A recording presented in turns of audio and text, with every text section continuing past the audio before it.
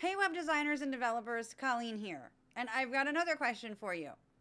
Do you think that you're creating an accessible website just because you use an accessibility ready theme? I hear this a lot from web designers and developers, and this is a huge problem. And I hate to break it to you, but even if you use an accessible theme, it's not going to be 100%. And some of them aren't even close.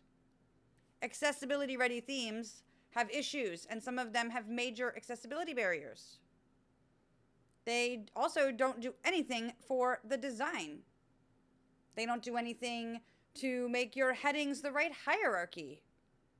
They don't do anything to make sure that text on the page has been formatted properly or with the right tag.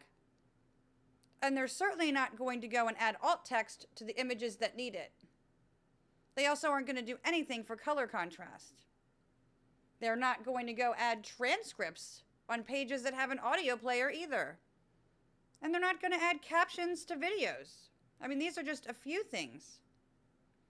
They don't do anything for documents on the site, which is commonly overlooked by web designers and developers. Documents on a website need to be remediated as well, and that means to fix them and make them accessible.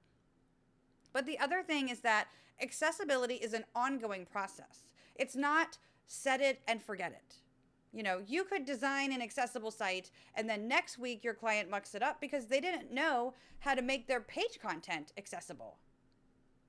So if you're making this mistake, you might be making some other accessibility mistakes as well. So please go to bit.ly/accessibility-mistakes and get your free guide.